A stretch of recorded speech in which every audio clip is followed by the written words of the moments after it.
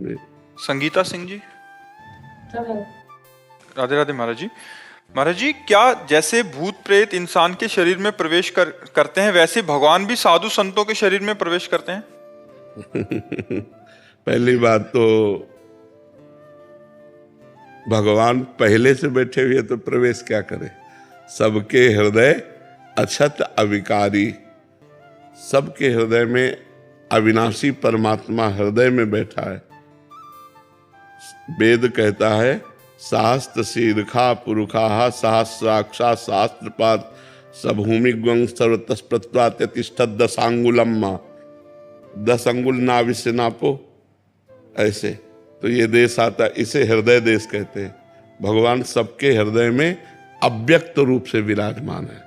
अव्यक्त रूप मतलब आपको दिखाई नहीं दे रहे, महसूस नहीं हो रहे, लेकिन सब कुछ उन्हीं से चल रहा है। तो वो प्रवेश क्या करेंगे, वो तो सबके हृदय में बैठे हैं। हाँ, अब समझना है, जैसे जितना भजन हमारा हुआ उतने भगवान का पावर प्रकाशित होता है। जैसे एक पापी आदमी है तो भगवान का पावर एकदम गुप्त है। थोड़ा भजन किया प्रकाश हुआ, थोड़ा और भजन किया प्रकाश हुआ, ज्यादा भजन हो गया पूरे विश्व में प्रकाशित हो गया, और ज्यादा भजन हुआ बड़े बड़े चमत्कार प्रकट हो गए, बीमार को ठीक कर दिया, ये कर दिया, वो बड़े बड़े चमत्कार, बड़े सिद्ध। वो भागवतिक प्रभाव है। प्रवेश तो भगवान तब करें जब भगवान वहां ना हो। भगवान तो सबके अंदर होते हैं, समझ में। अब रही भूतों की बात, तो जैसे अब हमारे कर्म का भोग आना है, हमारा हृदय मलिन है तो हमारे एक आवेश आएगा, वो भूतों का हो, प्रेत का हो, पिशाच का हो, वो हमें दंड देगा, जलाएगा। जितने दिन होगा उतने दिन होगा, फिर अपने आप खत्म हो जाएगा, या कोई ऐसा संयोग बन जाएगा। प्रधान हमारा कर्म हमको दंड देगा, ना कि भूत प्रेत। अगर हमारा कर्म नहीं है दंड भोगने का, तो इस स्मशान से गुजर जाओ, कहीं कोई तुम्हें नहीं लगे। और अगर कर्म है तो घर बैठे तुम्हारे दिमाग खराब हो जाएगा, घर बैठे तुम में प्रेत का आवेश हो जाएगा। पर भगवान का ऐसा नहीं, क्योंकि भगवान सबके हृदय में पहले से विराजमान है।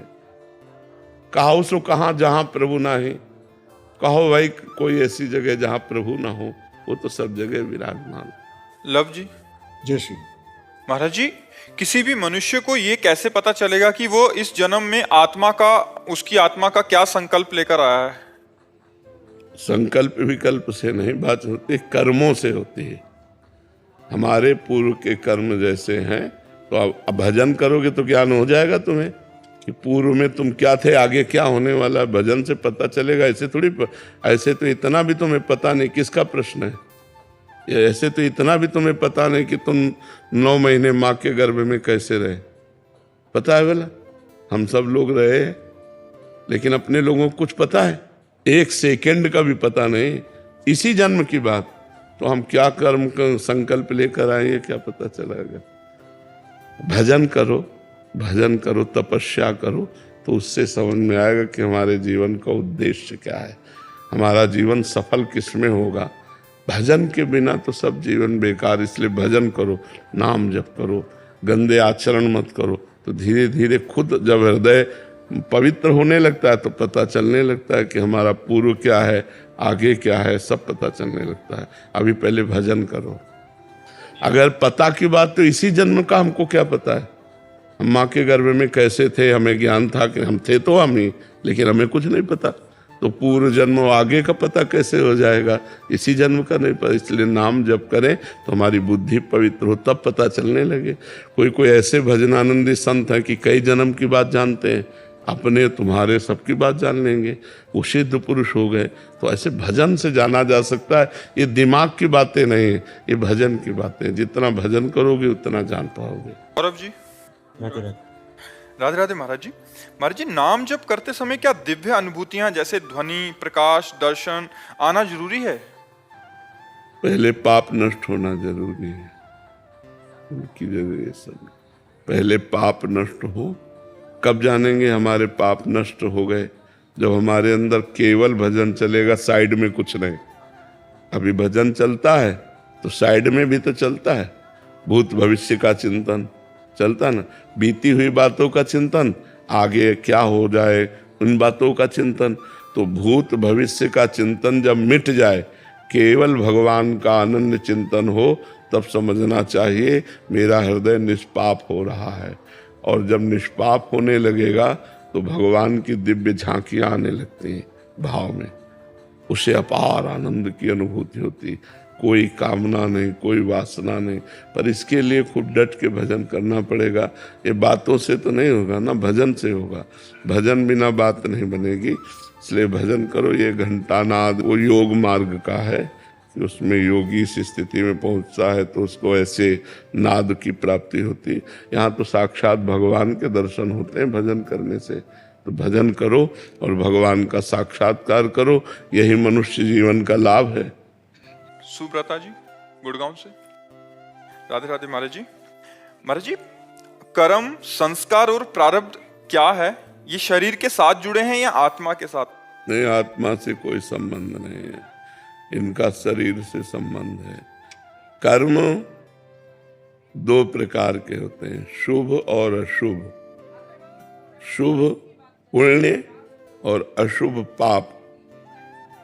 प्रारब्ध जो बहुत जन्मों के किए हुए शुभ अशुभ कर्म है वो एक जगह जमा है, जिनका नाम संचित कर्म है। संचित माने एकत्रित कर्म। उन संचित कर्मों से इस जन्म के लिए जो निकाला गया भोग उसे प्रारब्ध कहते हैं। कहीं पुण्य का भोग सुख, तो कहीं पाप का फल दुख, विपत्ति, संकट, समस्या।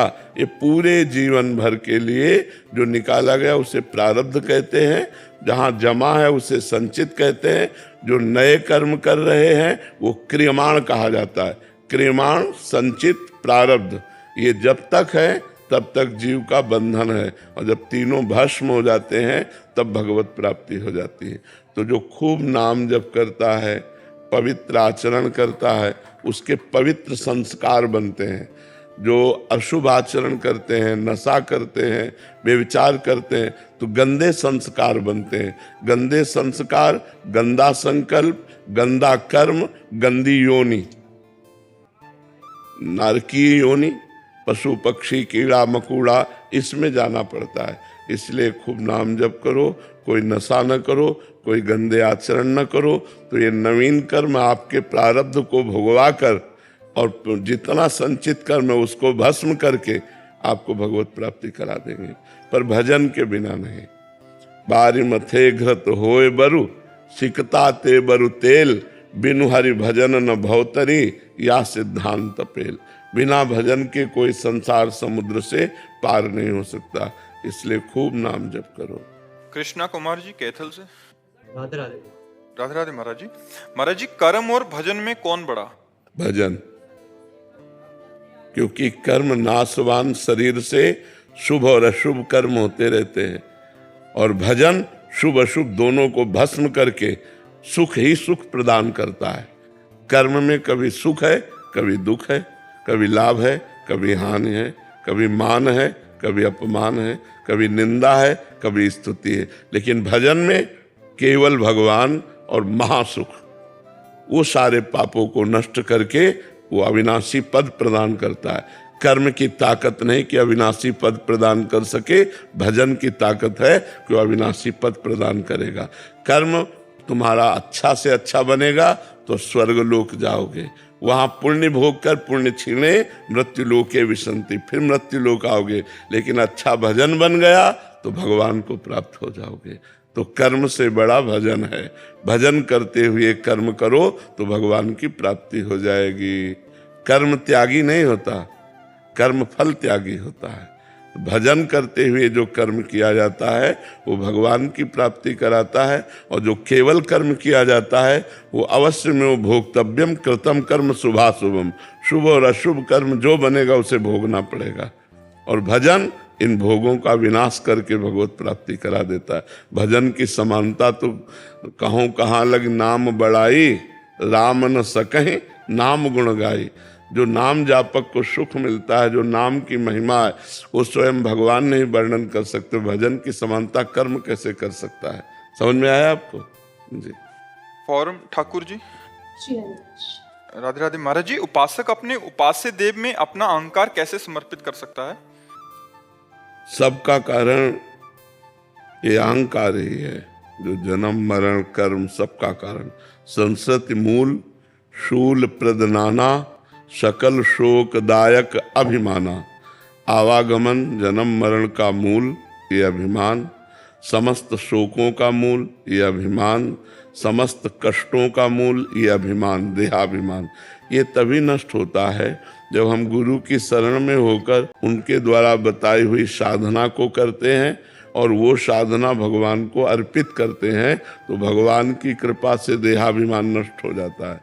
जैसे अभी कि मैंने ये किया, फिर उस समय ये बात आएगी कि भगवान ने कृपा करके वृंदावन बुलाया, दर्शन कराए, साधु संग, ये सब भगवान की कृपा से। मेरे में कहाँ सामर्थ्य थी। भजन हो रहा है ये भगवान की कृपा से, अच्छे मार्ग में चल रहे ये भगवान की कृपा से। ऐसा अनुभव होता है। और अभी अनुभव होता है मैंने किया, मैंने उसको खवाया पिलाया, मैंने उसको दान दिया, मैं तीर्थ गया, मैं 11 बार अमुक जगह गया, ये अहम भरा रहता है। और जब अहम समर्पित हो जाता है तो तब भगवान की कृपा से सब हो रहा है। मेरी सामर्थ्य कहाँ थी कि मैं एक बार भी कृष्ण बोल सकूं। ये तो भगवान की कृपा हुई कि मैं नाम जप कर रहा हूँ। ये तो भगवान की कृपा हुई कि साधु समागम मिला। ये तो भगवान की कृपा हुई कि सब गंदी बातें छूट गई और अच्छी बातें आ गई। ये साधक के अंदर आता है जब अहंकार खत्म हो जाता है। तो अहंकार नष्ट होने का उपाय है संत की शरण, गुरु की शरण और उनके द्वारा बताए हुए मार्ग पर चलना। शरणागति तभी मानी जाती है जब आज्ञा का पालन करें, और आज्ञा वही होनी चाहिए जो शास्त्र सम्मत हो। शास्त्र सम्मत साधना ही भगवत प्राप्ति कराती, मनमानी नहीं। यशस्वी जी जयपुर से। श्री हरिवंश महाराज जी आप कहते हैं कि भजन प्रारब्ध को काटता है, लेकिन हम कितने जन्मों का फल भोग रहे हैं? ये अभी आप सही शब्द नहीं पकड़ पाए। भजन प्रारब्ध को भोगने की सामर्थ्य देता है और संचित को काटता है। जो जमा पाप है उसको नष्ट करता है, जो अभी हमसे गलती हो जाएगी उसको नष्ट कर देगा, लेकिन प्रारब्ध को नहीं। आज से गलती हो जाए तो हम भजन कर रहे हैं वो नष्ट हो जाएगी। जो हमारे संचित जमा है गोदाम में वो नष्ट हो जाएगा, लेकिन प्रारब्ध भोग भोगना पड़ेगा। अवश्य में भोक्तव्यम कृतम करो। इसीलिए बड़े बड़े सिद्धों को कैंसर होना, ये होना, ऐसे कष्ट देखे गए। जैसे रामकृष्ण परमहंस जी के गले में कैंसर था, बड़े बड़े कष्ट देखे गए, क्योंकि जिनका अंतिम जन्म होता है उनको थोड़े थोड़े कष्ट जल्दी जल्दी भुगा करके पवित्र कर दिया जाता है। तो हमें लगता है अगर संकल्प करके भजन किया जाए कि प्रारब्ध नष्ट हो जाए, तो नष्ट तो होता ही नहीं है, कम हो सकता है। अगर संकल्प ना करो, भजन करो, तो प्रारब्ध भोगने की सामर्थ्य आ जाएगी, पर प्रारब्ध भोगना पड़ेगा। अकाट्य प्रारब्ध, बहुत दृढ़ है प्रारब्ध। प्रारब्ध मिटाना अगर सहज होता तो फिर डायलिसिस की जरूरत क्या थी। भजन से मिट जाता प्रारब्ध, लेकिन प्रारब्ध भोगना पड़ता है। भोग कर ही, इसीलिए कहा जाता है डरो कोई पाप कर्म ना हो जाए, क्योंकि पाप कर्म दंड देता है, भुगतना पड़ता है। फिर जीव को अपने पाप कर्म का फल भोगना पड़ता है। उमेश जी पुणे। राधे राधे। राधे राधे महाराज जी मन, बुद्धि और शरीर, इनका एक दूसरे से क्या संबंध है? संचालन है। स्थूल शरीर का संचालन सूक्ष्म शरीर से है। जैसे मच्छर बैठा तो त्वगेंद्री ने तुरंत सूचना दी मन को, कुछ है यहां। बुद्धि ने तुरंत मन की बात पकड़ी और हस्तेंद्री को आदेश किया। तो स्थूल क्रिया सूक्ष्म शरीर से होती है। सूक्ष्म क्रिया का जितनी भी क्रियाएं होती हैं उसका मूल कारण शरीर होता है, और कारण शरीर को भी जहां से पावर मिल रहा है उसे आत्मा कहते हैं। 3 शरीर हैं, स्थूल शरीर, सूक्ष्म शरीर और कारण शरीर। ये बाहरी शरीर कुछ नहीं कर सकता, अंदर से सब होता है। अंदर का सोच विचार, तो उसी से सारा कार्यक्रम। और अंदर जो सोच विचार होंगे वो वैसे ही होंगे जैसा तुम्हारा स्वभाव है, कारण शरीर के अनुसार। अब कारण शरीर की रचना पूर्व जन्म के कर्मों के अनुसार हुई है। तो कारण शरीर को पावर जहां से मिलता है वो आत्मा है, वही परमात्मा है। आत्मा ही परमात्मा है, परमात्मा ही आत्मा है।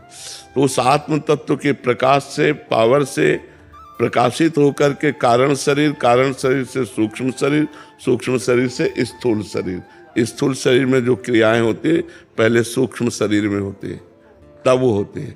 जैसे कोई आपको कानपुर जाना है तो पहले पूरा कानपुर पहुंच जाओगे आप सूक्ष्म शरीर से, वहाँ से अटैची करके ऐसे करके वहाँ से उस गाड़ी को लेंगे, गाड़ी से वहाँ से पहुँचेंगे, उनसे मिलें, हाँ ठीक है, पहले क्रिया हो गई अंदर, अब बाहर वो क्रिया होगी। पहला सूक्ष्म शरीर सारा कार्य करता है, फिर वो स्थूल में क्रियान्वित दिखाई देता है। तो पावर क्रम बाई क्रम सबको आत्मा ही दे रहे हैं। आत्मा से सब कर परम प्रकाशक जोई, जो सबको परम प्रकाश प्रदान कर रहा है वही भगवान है, वही आत्मा है। समझ पा रहे हो आप? इंद्रजीत गोहिल जी। राधे राधे। राधे राधे महाराज जी। महाराज जी, मेरा मन हर वक्त प्रभु से ज्यादा अपने गुरु के चिंतन में बना रहता है। जब अपने गुरु को ही प्रभु मान लिया तो क्या उनका नाम जप, उन्हीं का नाम जप करके भगवत नहीं, नाम जप प्रभु का करो, ध्यान गुरु का करो। शास्त्र ऐसी आज्ञा करता है, ध्यान मूलम गुरु मूर्ति, पूजा मूलम गुरु पदम, और मंत्र मूलम गुरु वाक्यम। गुरु ने कहा राधा जपो तो जपो राधा, और ध्यान करो गुरु का तो मोक्ष मूलम गुरु कृपा। गुरु कृपा से मोक्ष की प्राप्ति हो जाती। ध्यान अपने गुरुदेव का कर रहे हो, नाम जप कर रहे हैं तो गुरुदेव ही साक्षात परब्रह्म है। वो जो भावना करोगे, राम श्री कृष्ण जो भावना करोगे वही रूप में वो दर्शन दे देंगे। जाकी रही भावना जैसी, प्रभु मूरत देखी तिन तैसी, वैसे अनुभव में आ जाएगा। महाराज जी, जैसे नाम जप करने बैठते, भजन करने बैठते तो आपका ही चिंतन बना रहता है, हमारा मन आपसे ही बातें करता रहता है जी। रात को। हाँ, तो बहुत सुंदर भजन है। बस भाव अपना ठीक रखे तो सुंदर भजन है। गुरु का ध्यान करना, मान लो ये शरीर कहीं ना कहीं भगवान के चरणों में समर्पित है, तो जब इसका चिंतन करोगे तो भगवान का चिंतन तो आ ही जाए। देखो, संत वेश ऐसा है कि जैसे निकला तो देखे, हे बाबा राधे श्याम, भले आप ऐसे ज्यादा आदर न दो तो इतना तो बोलोगे जय श्री राम बाबा। कितनी बड़ी बात हुई कि आपके मुख से भगवान का नाम स्मरण हो गया। आप भगवान की बाबा राम राम, राधे श्याम, ये भगवान का नाम। संत इस वेश का प्रताप कि भगवान की स्मृति आ गई, भगवान का नाम आ गया। और जिस समय भगवान की स्मृति नाम आवे वही समय सार्थक है, और तो सब बेकार ही जा रहा है जीवन। तो हमें लगता है यदि हम संत का चिंतन करें और नाम जब भगवान का करें तो हमें फिर बहुत जल्दी आगे बढ़ने का अवसर मिल जाएगा। महाराज जी, मन में भगवान का नाम चल रहा है और चिंतन आपका चल रहा है तो भगवान नाराज तो नहीं होगा? बात तो बार बार वही कह रहे हैं आपको। अब आप कहोगे आपका चिंतन करें तो हम मना कर देंगे कि हम दास हैं, हमारा चिंतन करो, स्वामी का चिंतन करो। पर आपके भाव हैं कि गुरु साक्षात परब्रह्म, तो आप अपने भाव से चिंतन करो। अब हम ये थोड़ी कहेंगे तो हमारा चिंतन करो, हम तो ये कहेंगे हमारे प्रिया प्रीतम का चिंतन करो, राधा नाम का चिंतन करो, कृष्ण का चिंतन करो, संतों का चिंतन करो। अब पकड़ो बात। अब डायरेक्ट हमसे कहना चाहो कि हमारा चिंतन करो तो हम तो मना कर देंगे। भाग्यश्री मिश्र जी मुंबई से। राधे राधे महाराज जी। महाराज जी, आपके श्रीमुख से सुना था कि भगवत प्राप्ति 5 प्रकार की होती है, तो किस प्रकार से करनी है महाराज जी? क्या 5 प्रकार का तात्पर्य होता है हमारी जैसी भावना होती, भगवान के समान वैभव प्राप्त होना, भगवान का जैसा रूप प्राप्त होना, भगवान में लीन हो जाना। जैसे हमारे दास्य, सख्य, वात्सल्य, गोपी भाव, सहचरी भाव, ये भाव है ना, तो हम जैसी भावना करते हैं वैसी हमको भगवान की कृपा प्राप्त होती है। अगर हम अभेद चिंतन करेंगे तो भगवान में लीन हो जाएंगे, उसे एकत्व मोक्ष कहते हैं। और भगवान के रूप का चिंतन करते हुए जैसे राम रूप का चिंतन किया और उसी में तन्मय हो गए तो हम राम रूप को भी प्राप्त हो सकते हैं। जैसे भगवान के धाम में जितने जाते हैं सब हरि रूप जाते हैं, वैकुंठ में जितने रहते हैं सब हरि के समान ही रहते हैं। 4 भुजा श्यामलंग सब भगवत, गीध देह तज धरि हरि रूपा आता है ना, हरि रूप धारण करते हैं। तो सारिष्ट सामीप्य, भगवान के समीप रहना, सायुज्य, भगवान का मोक्ष पदवी प्राप्त कर। तो ये भगवान की सबसे मोक्ष है। हमको इस चक्कर में नहीं पड़ना, हमको भजन के चक्कर में पड़ना है कि हमारा 1 मिनट भी भजन से खाली न जाए। बस हमको ये चिंतन करना, हमको ये चिंतन नहीं करना कि हमें सारिष्ट मोक्ष मिले, कि सारूप्य मिले, कि सामीप्य मिले, कि एकत्व मिले। मालिक जाने, हमें केवल भजन करना है, अच्छे आचरण करना है, भजन करना है, भगवान की लीला कथा सुनकर